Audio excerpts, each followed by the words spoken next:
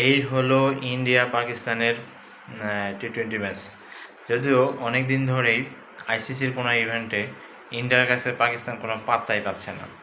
আজকেও তাই হলো এবং একচেটিয়া এক পেশে একটা ম্যাচ হয়ে গেল। পাকিস্তান প্রথমে ব্যাটিং করতে নেমেছিল। ব্যাটিং করতে নেমে প্রথম ওভারে হার্দিক পান্ডিয়ার বলে সাইম আইয়ুব আউট হয়ে গেল। দ্বিতীয় ওভারে জাসপ্রীত বুমরার বলে মোহাম্মদ হ্যারিস আউট হয়ে গেল।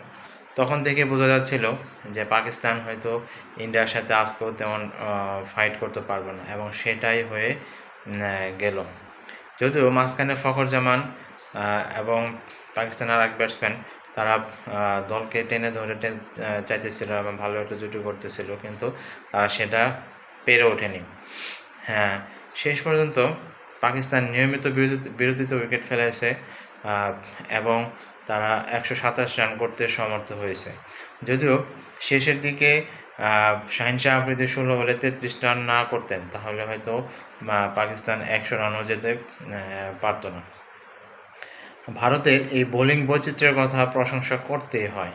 কি নেই ভারতের টপ ক্লাস 3জন স্পিনারের সাথে জাসপ্রীত বুমরা এবং হার্দিক পান্ডিয়া তো এক দুর্দান্ত বোলার।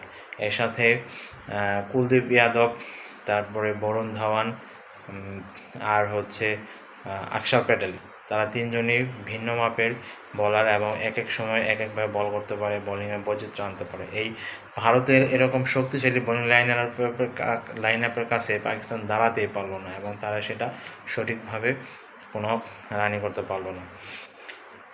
এটা আসলে অনেকদিন ধরেই দেখা যাচ্ছিল যে ভারত একচেটিয়াভাবে পাকিস্তানকে হারিয়ে যাচ্ছে।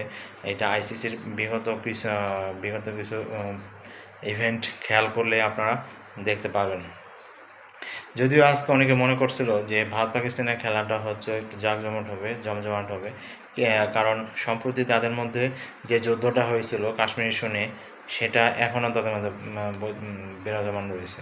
সেই হিসেবে দুই দলের সাবেক প্লেয়ারদের এবং আইপিএল পিএসএলের দলগুলোর মধ্যে নিয়ে অনেক কথাবার্তা হয়েছে। তারা একজন আরেক দেশকে অপমান করে কথা বলেছে, কিন্তু সেটার আসলে কানাকড়িও দেখা গেল না।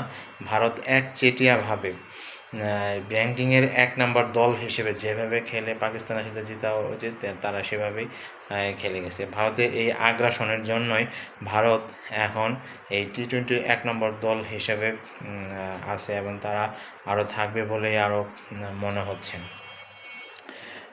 কারণ এই ভারতের ওপেনিং ব্যাটসম্যান অভিষেক শর্মা 13 বলে 31 রান করেছে 200+ স্ট্রাইক রেটে, আর শুভমান গিল 7 বলে 10 রান করেছে। তারপরে ভারতের অধিনায়ক তিনি 37 বলে 37 রান করেছে। তিলক ভার্মা 26 রানের মতো করেছে। তো এই ভারত 3 উইকেট হারিয়ে শেষ পর্যন্ত 7 উইকেটেই পাকিস্তানকে হারিয়ে দিল এবং তারা বলা যায় সেমিফাইনালে উঠেই গেল বলতে গেলে। তাদের সাথে আরেকটি ম্যাচ আছে, অবশ্য সেই নেক্সট ম্যাচটিও হয়তো একপেশে হয়ে যেতে যাবে। এবং যেভাবে ভারত খেলছে মনে হচ্ছে যে এশিয়া কাপে ভারতই চ্যাম্পিয়ন হয়ে যাবে, কারণ ভারতের ধারে কাছে কোনো দলই এখন মনে হচ্ছে নাই। এবং ইভেন পাকিস্তান যদি তাদের শেষ ম্যাচটি জিতে সেমিফাইনালে উঠতে পারে তাহলে ভারতের সাথে হয়তো আরেকটি খেলা দেখার সম্ভাবনা রয়েছে, যেটা হয়তো অনেক ক্রিকেট প্রেমীরাই আশা করা আছে তারা করবে। এখন দেখা যাক সামনে কি হয় এবং ভারত যেভাবে খেলতেছে তাদের আসলে ধরা ছোঁয়া অনেক কষ্টকর ব্যাপার হয়ে যাচ্ছে। ধন্যবাদ সবাইকে, ভালো থাকবেন।